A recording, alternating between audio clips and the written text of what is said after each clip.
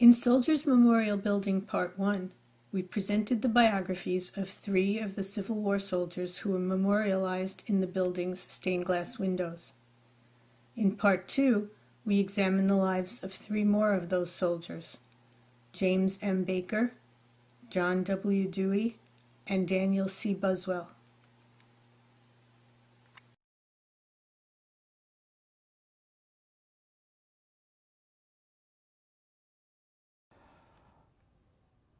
James M. Baker, 43rd Pennsylvania Volunteers, died at Chattanooga, November 6, 1864.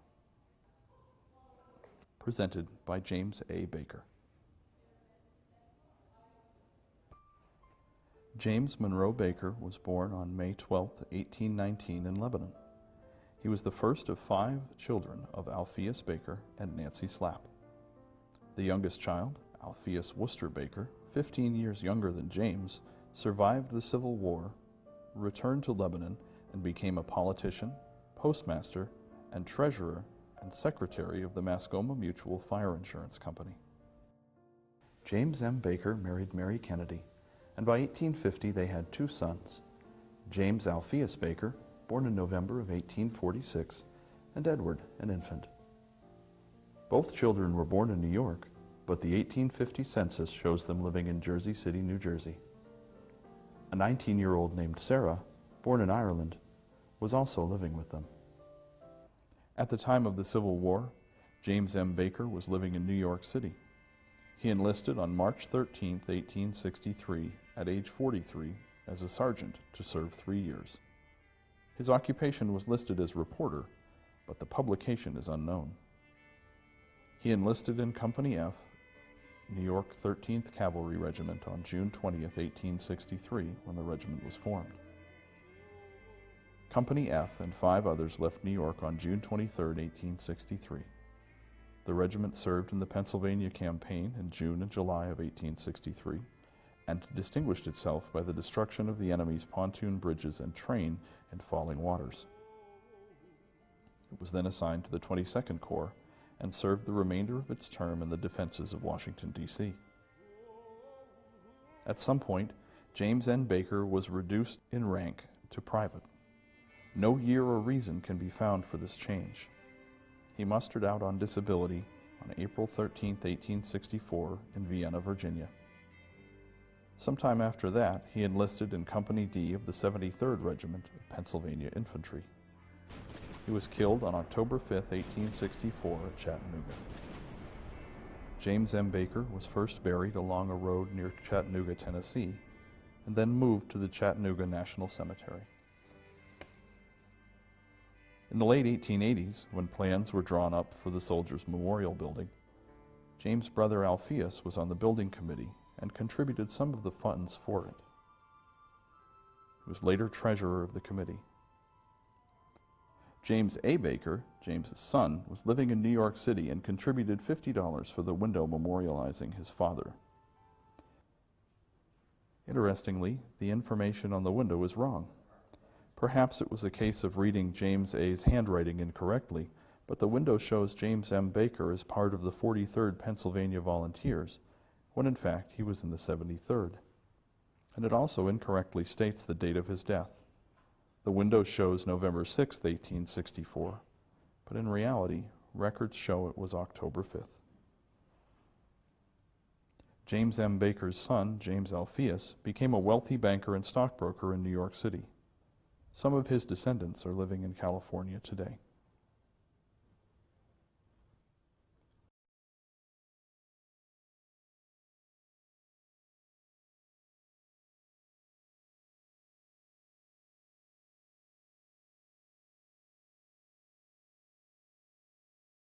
In memory of John W. Dewey, quartermaster, 16th Regiment, Iowa Volunteers, killed in Atlanta, Georgia, July 7th, 1864.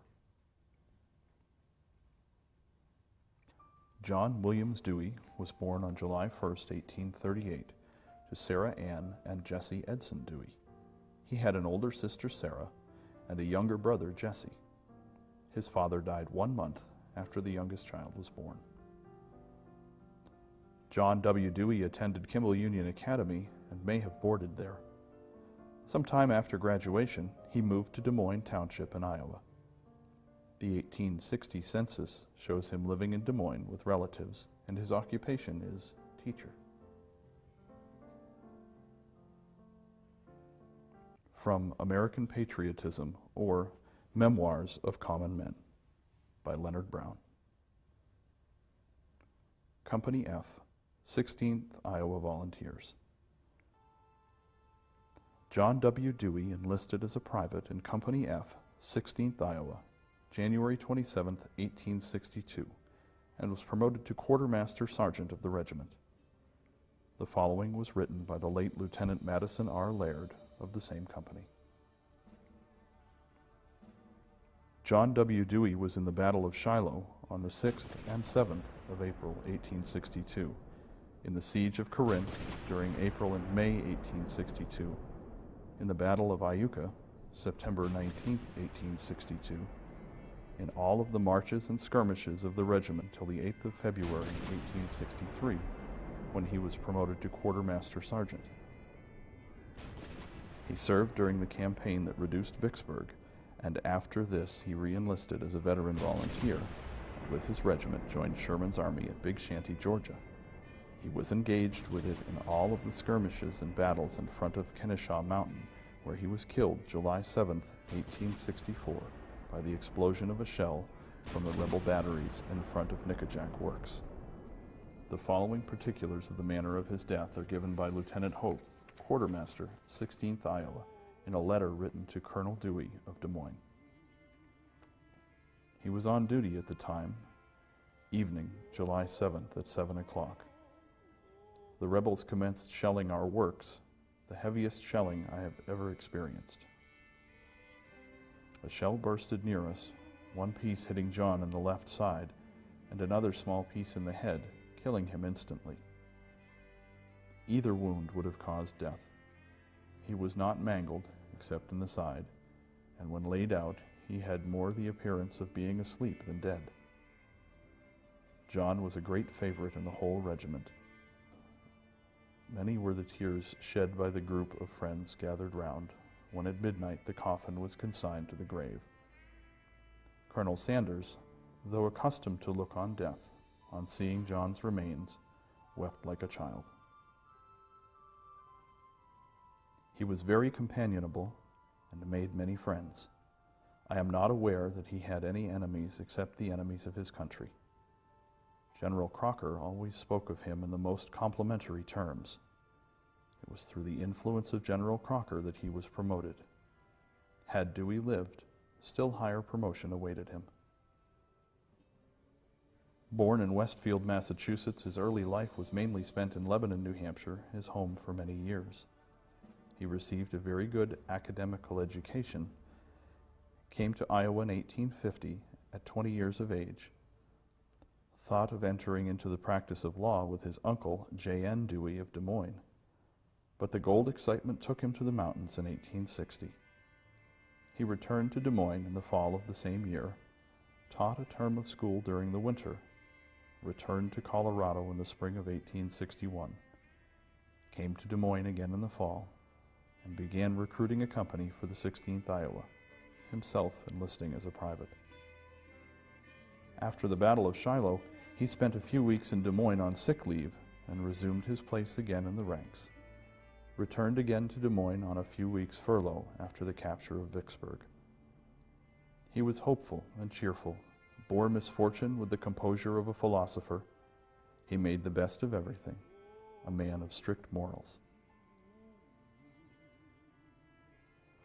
Sometime after the war, some Lebanon residents proposed to erect a memorial building to honor their comrades.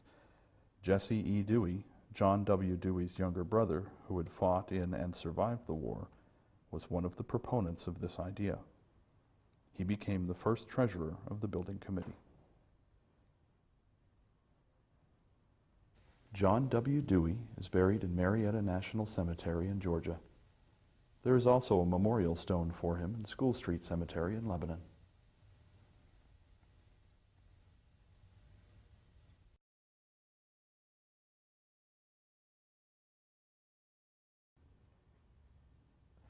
Daniel Connor Buswell, Captain, Company E, 9th New Hampshire Volunteers, wounded before Petersburg, Virginia, July 22, 1864. Died at Washington, D.C., August 8, 1864. Erected by his friends.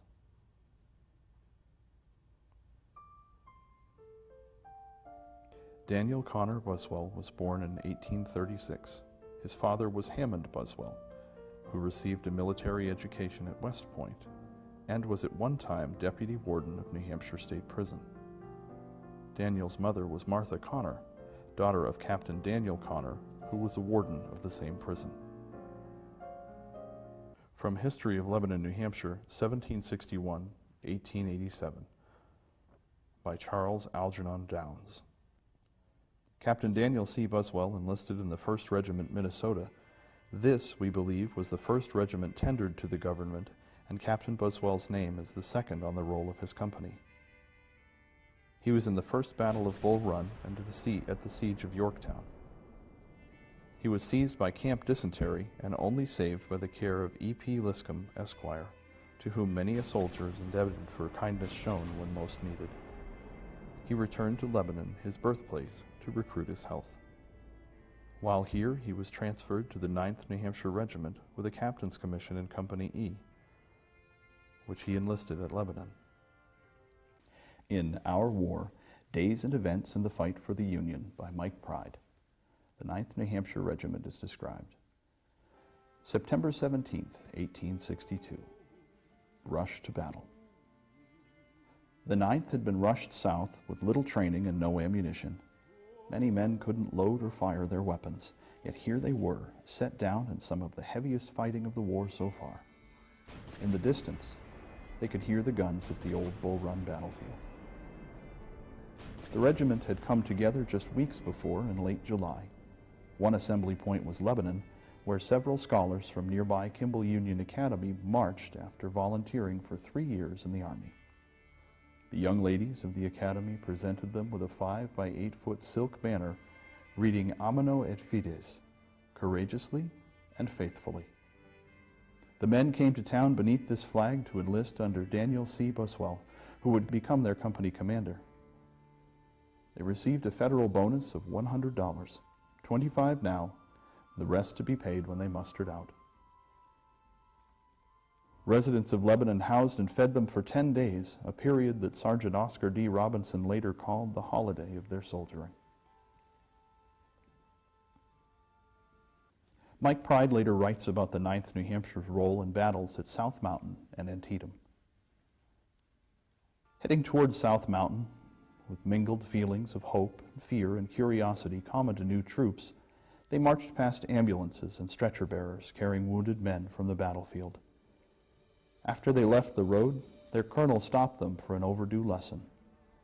He was Enoch Q. Fellows. Now he wanted to make sure his men could load their rifles. Some could, some couldn't. Several soldiers, uncertain that they had loaded properly, pulled their triggers. Fortunately, no one was hurt, but the test firing so enraged Colonel Fellows that he whispered some pretty hard words, Robinson wrote. The rebels held a commanding position atop South Mountain. When the 9th reached its base, a breathless aide told Fellows to hurry up those men. They are wanted immediately. The colonel ordered them to march double time, but the incline was too steep and rugged for green soldiers to climb so fast. It didn't help that many had taken too much gear. They littered the slope behind them with blankets, canteens, and haversacks. As officers shouted orders and shells plowed into the ground and smashed trees, the men marched into a field. After halting and turning, they wound up facing downhill with their backs to the enemy. There was no little confusion, Robinson wrote, and then the men very naturally suspected that something was wrong. The officers turned the 9th toward the enemy, but the rear rank was now in front. In a battle line 2 men deep and 450 men long, the regiment was ordered forward with bayonets fixed. At last in position, with their bayonets winking in the sunlight, the 9th charged headlong through tall cornstalks. For some reason, when their line reached the woods beyond the corn, the rebels retreated. The 9th began to pull back in good order, but when some men heard a volley from the woods, they broke and ran. When their officers at last stopped them, their enraged Lieutenant Colonel Herbert B. Titus walked among the reformed line, lecturing each company. He knew they were green, he said, but they had to follow orders. Don't you ever fire a gun again or change your position without orders, he told one company. Exploring the battlefield at daybreak, Robinson saw ghastly corpses everywhere amidst blasted trees and littered fields. Leaving South Mountain in pursuit of the rebels, the 9th passed through a cut where the fighting had been severe. As Robinson marched at the side of the regiment, he couldn't help stepping on corpses. The pursuit was slow enough to give General Robert E. Lee time to consolidate his forces around Antietam Creek near Sharpsburg. When the 9th made camp late on September 16th, the men heard cannons ahead, a sign that another battle loomed. Reno, the 9th commander, had been killed at South Mountain and replaced by Major General Ambrose Burnside. At mid-morning, Burnside deployed his corps near a 100-foot stone bridge over the Antietam on the Union left. His men outnumbered the rebels but held a weak position. Only by crossing the bridge could they reach the narrow wagon path up the steep and rugged opposite bank. The rebels lay concealed on wooded tablelands with a clear view of both the Union troops and the bridge. As the 9th New Hampshire moved in with its brigade, our men were obliged to fall flat on their faces on a plowed field in fair sight, directly on the opposite bank of the river, Will Mason. For 4 hours they had little chance to shoot back or advance. Thundering cannons and roar of musketry was a continual clang all day, wrote Bragg. At 2 o'clock, the brigade stormed the bridge amidst the most terrific volleys of musketry that ever came from Springfield muskets, Lieutenant Mason wrote with exaggeration. After a struggle in which hundreds of soldiers were killed, 2 other Union regiments had taken the bridge well before the 9th advanced. As we crossed over, the dead and the dying lay thick on either end of the bridge. Some who had fallen earliest in strife, cold and rigid in death, and some just breathing their last, wrote Robinson. The men ran up the bank on the other side and planted their flags. Old Glory never seemed to look so finely and was never cheered so loudly, Mason wrote. Then enemy artillery stopped them cold. A shell exploded near Robinson and Bragg's company, wounding several men and covering Bragg with dirt. Late in the day, the men formed at the edge of a cornfield for a charge like the one they had made at South Mountain. This time it didn't happen. At sunset, after a half-hour's wait, they rushed back toward the creek while rebel artillery pelted them with grape and canister. Because of poor leadership, the 9th Corps had failed at the bridge. By the time the fighting there began in earnest, McClellan, cautious to a fault, had already decided his challenge was to save his army rather than destroy Lee's.